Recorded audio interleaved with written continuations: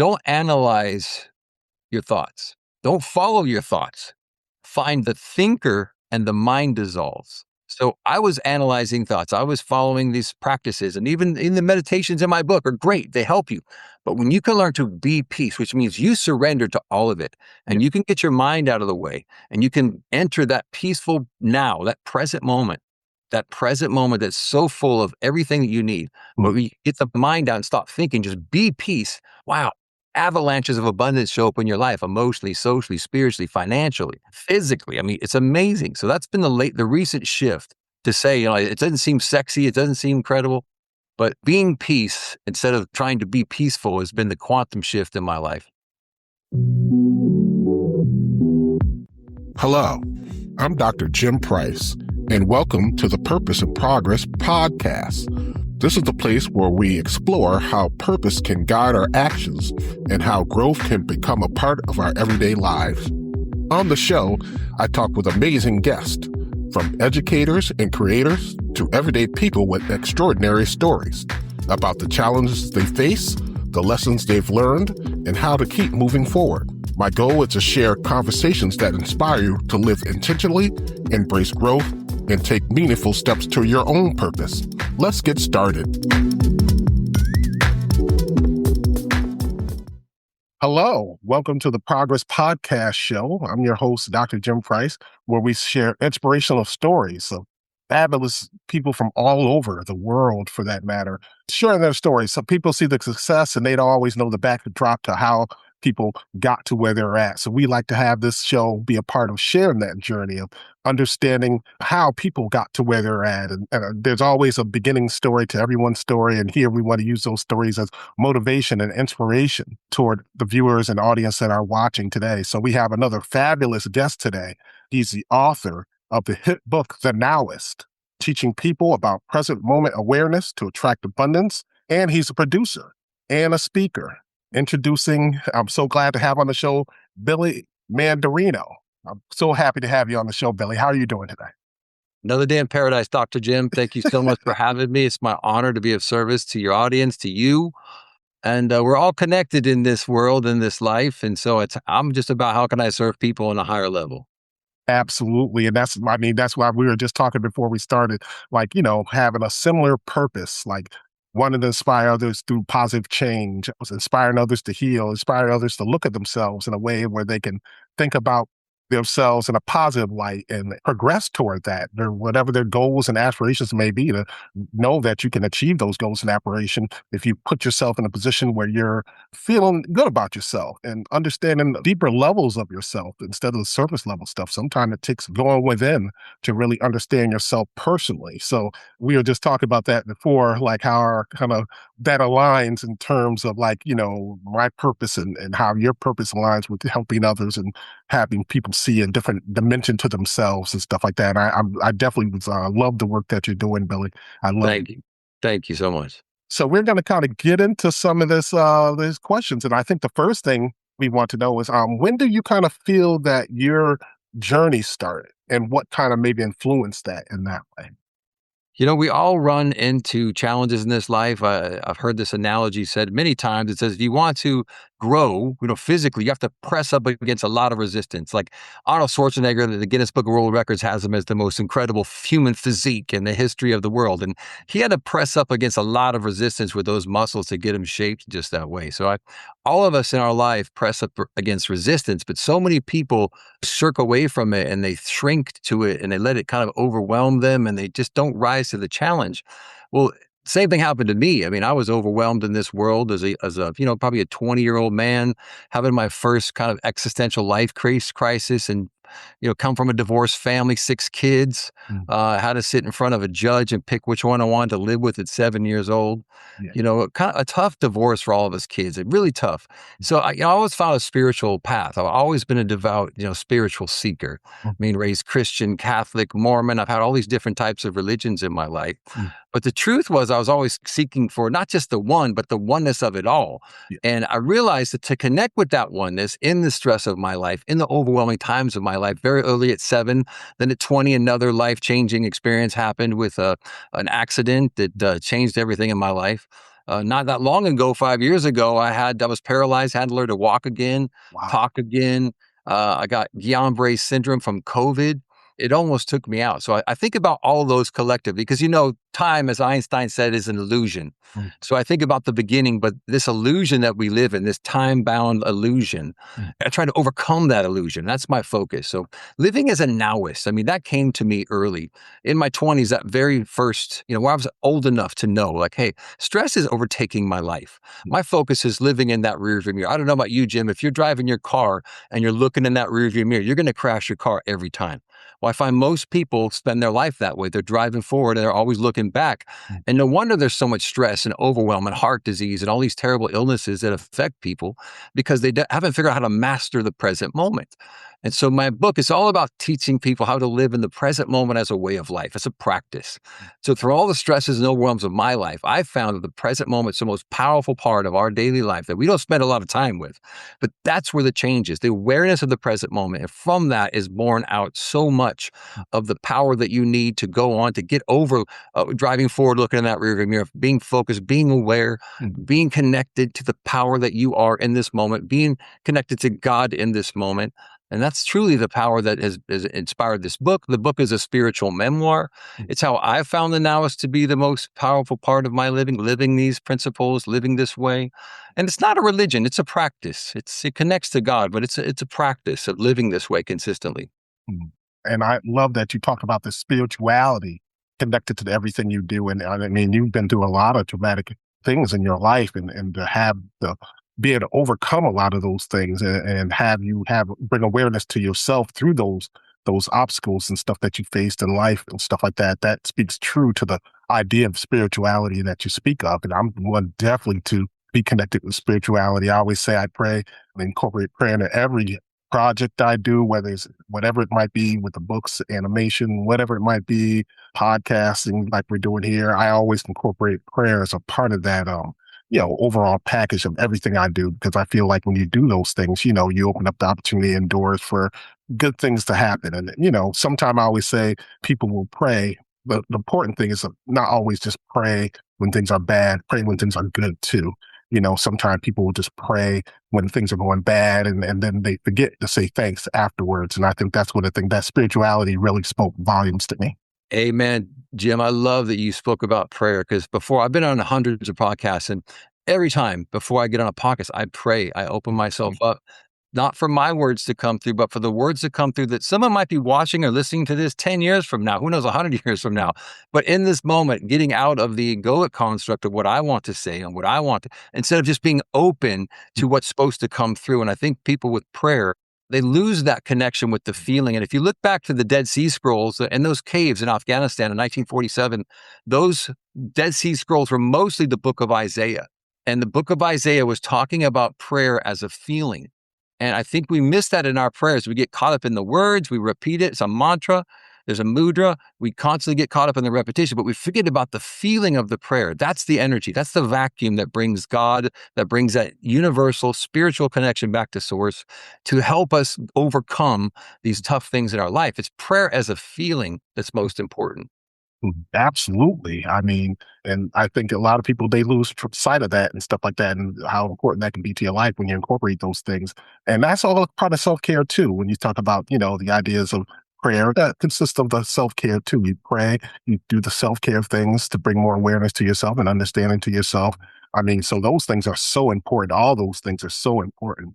So I mean, you've already talked about a lot of obstacles that you face in your journey of success. Probably what was probably out of your all those experiences, what the biggest obstacle that you could say, well, that's the actual biggest obstacle. I know you mentioned the COVID and things, but for you, like personally, what probably was the biggest obstacle that really had you look at things in a different perspective? Yeah, definitely. I mean, yes, I had some challenges in my life, but in 2021, going through that Guillain-Barré syndrome, that full paralysis, being in a hospital, 21 days, and been studying all of this and teaching this and done live events and done, spoke all over the world and audiobooks and the book and the courses. But God put me in this situation and I learned so much. And to answer your question fully and from the highest part of me that serves your audience, the truth is in that obstacle, in that confinement. I mean, I'm claustrophobic.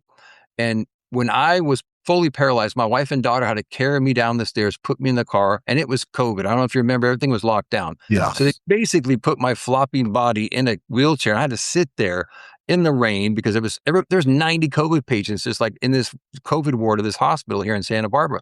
And eventually they get me inside and they put me in an MRI tube for 4.5 hours because they did not know what was wrong with me. And they figured they would take, and that's what it takes in case anybody ever gets an MRI and it takes 4.5 hours. That's how much time it takes to get every picture of your body. Yeah. And so in that time, I had to learn how to pray, chant, sing, visualize. I went quantum is what I call going quantum. I literally was out of my body. And I learned that through meditation, through prayer, through connecting to the highest part of me, the God realized self in me. That's how I could get out of that claustrophobic state because I was also terrified because I was paralyzed and I didn't know what was wrong with me. The doctors didn't know what was wrong with me. But in that paralysis, the biggest takeaway and the biggest shift that I had is I realized this is not happening to me. This is happening for me. And I'm going to use this experience. I'm going to make this my spiritual practice. And I made that the paralysis, that tragic, kind of overwhelming opportunity I had to change my life for the better and to use this as a spiritual practice. And the next day I woke up from this long, long night and I still was paralyzed, but there were these two doctors in the bottom of my bed and they both said, "Hey, we don't know what's wrong with you. We think you have COVID, Yeah. Guillain-Barré syndrome caused by COVID, not from Yeah. a vaccine because vaccines didn't exist at this time." And they spinal tapped me to prove it. And I said, okay, now they know what they're going to do. I'm going to use this spiritual experience, this spiritual journey that I'm going to go on, this test, and I'm going to serve everybody that serves me first. Yeah. So the doctors would come and I can't move, my arms can't move. I would ask them how they're doing. How's their relationships going? How are their finances? How are they doing? And they would all, the doctors, the nurses, the physical therapists, the recreational therapists, the speech therapists, they would all kind of play the game with me. Mm. Yeah. And by serving other people, I got better faster. And that was the biggest takeaway. Not the victim mentality, but how can I serve, not what's in it for me?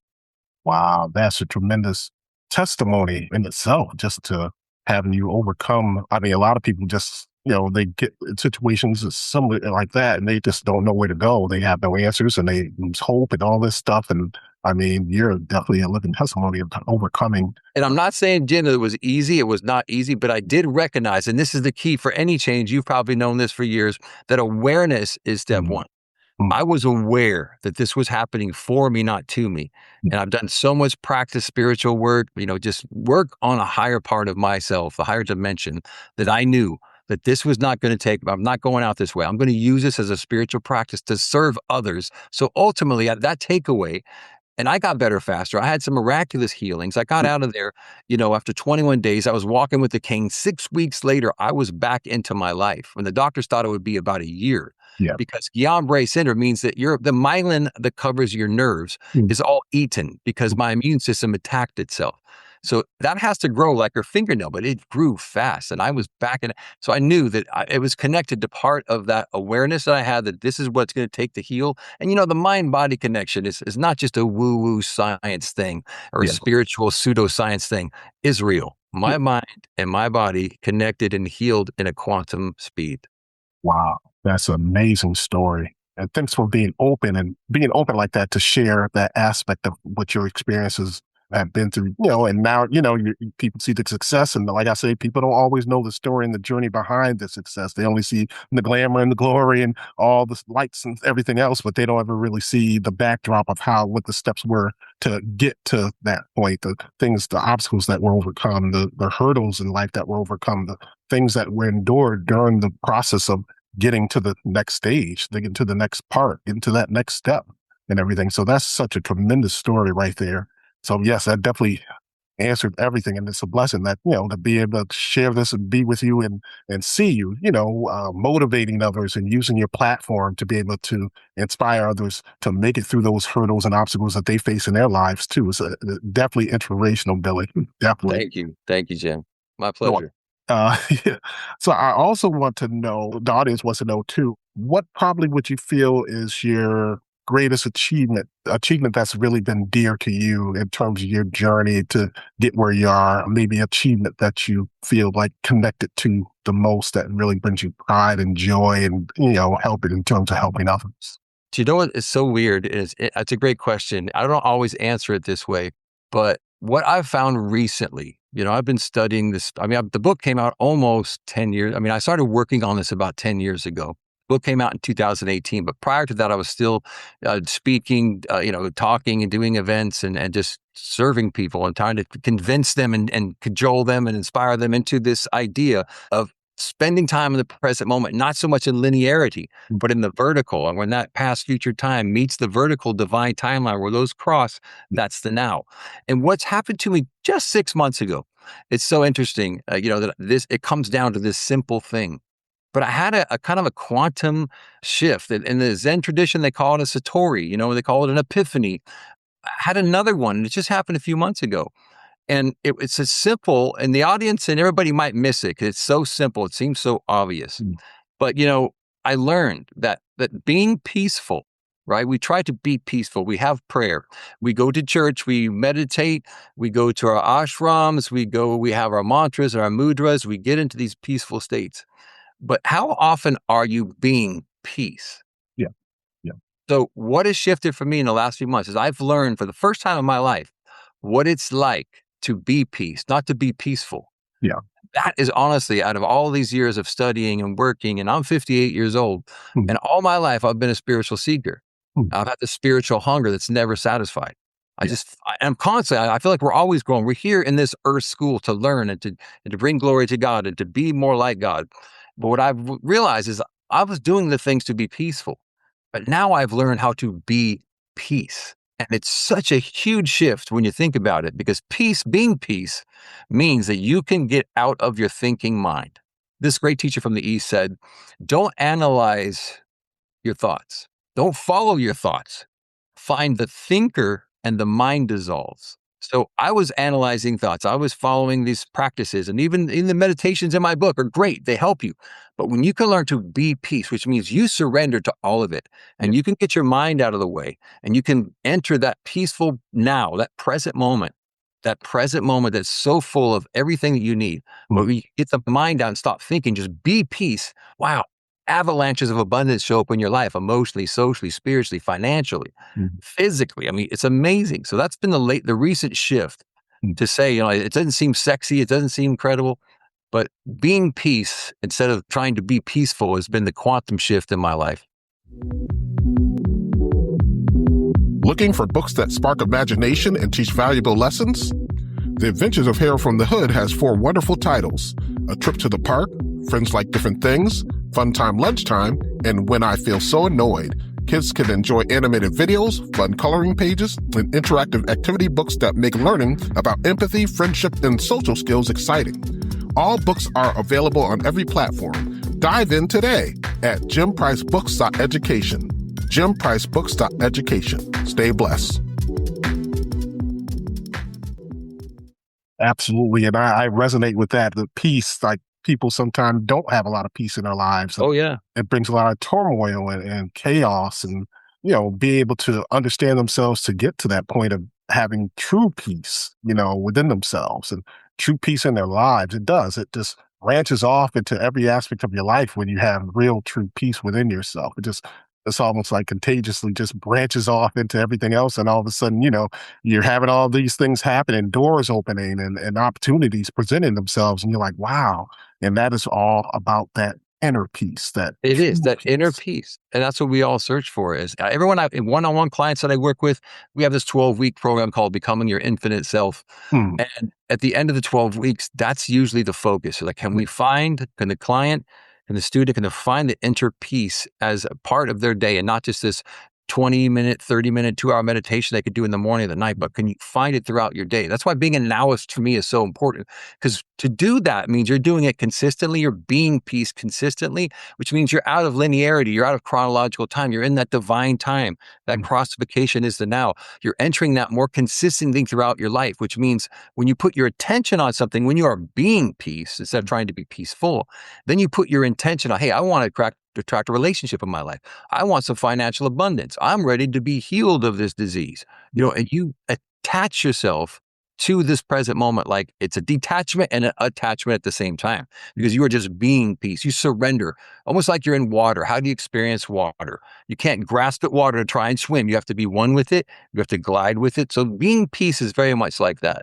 Oh my goodness, you're dropping some real gems of understanding and stuff. I mean, it's just so wonderful. Like, I mean, the audience definitely can resonate with this and connect with this and be inspired by, the story that you're sharing and how you are connecting it to the ideas of peace and everything like that. It's so wonderful in that way. And we also want to know, like, what are your future projects that you're kind of getting yourself into, future projects and things like that? Well, I am so fired up, inspired, excited. I don't believe in motivation. I think motivation is like, I got a goal. I don't believe in goals either, by the way. It's like, I got this thing, I want to do it, and it's going to take this long, and I got to raise this much money, I have this much time, and I got to get done by this date. I mean, I believe in what's called thinking from the end instead of about the end. So we're working on our first feature length film, and it's a movie about getting out of unrealized trauma. Two-thirds of the planet, Dr. Jim, have an unrealized trauma, mostly childhood traumas that they don't even know they have because it's in their subconscious mind. It's dissociated. Yet it's showing up as cancer, divorce, bankruptcy, all these terrible situations are showing up in people's life because this unrealized trauma is in the background sabotaging their opportunities in their life. So the movie's about this character who's coming through this trauma. His wife is running for the mayor of Santa Barbara. He's a local real estate professional. He's got a 16-year-old daughter, and she's running for mayor, and he's getting emerged. There's a serial killer in the neighborhood, and he's becoming aware of this, but he doesn't know what it is. It's that trauma that's in the background of most people's life. So if you can tell a compelling story, Steve Jobs, one of his most famous quotes is, "The storytellers are the most powerful people on the planet. They set the trends and they set the culture." So we're looking to tell a compelling story, so much so that it will help people awaken to this trauma and want to do the work so they can bring it to the light. And it's about shining light on this unrealized trauma in the world. Oh my goodness. I mean, that's going to be an inspirational movie.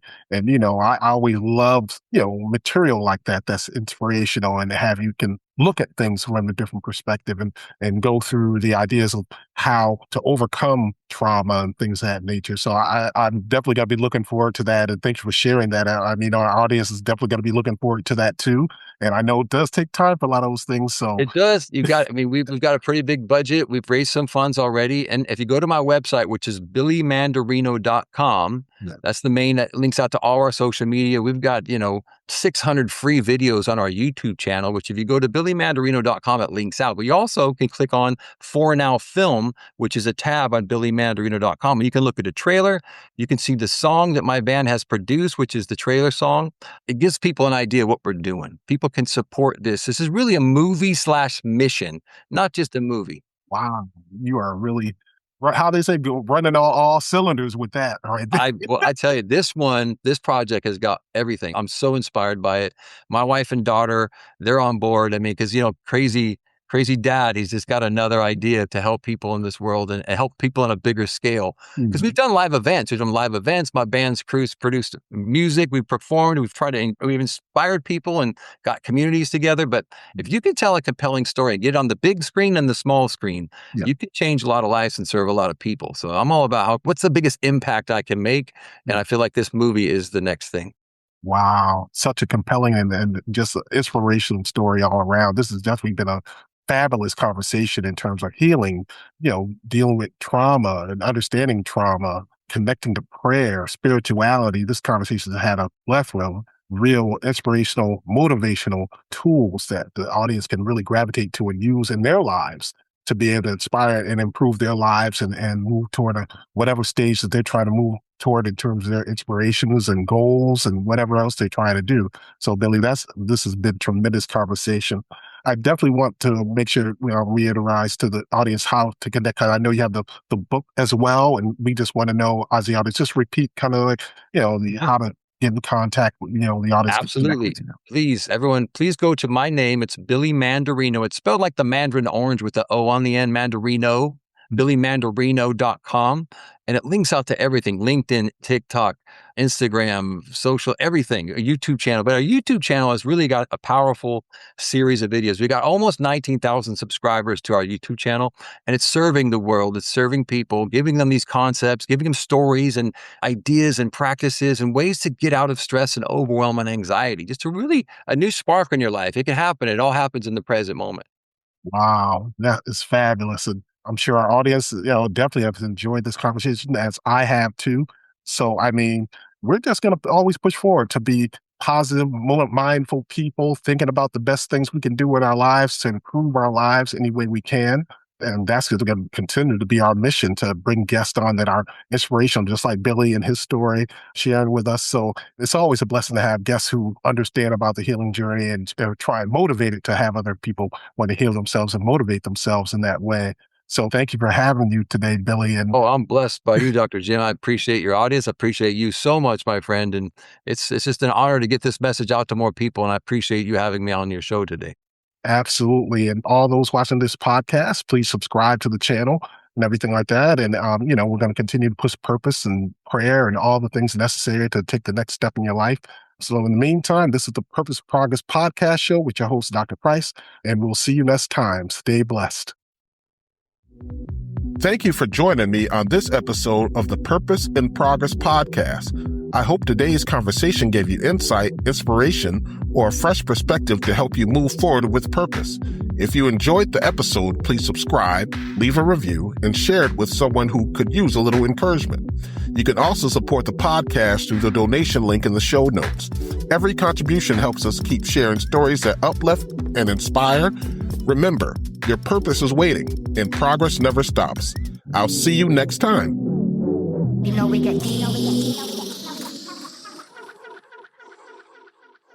Ready to buy a car, a home, or just want to take control of your money? Your FICO score matters, and 90% of top lenders use it to make decisions. Check your FICO score for free today without hurting your credit score.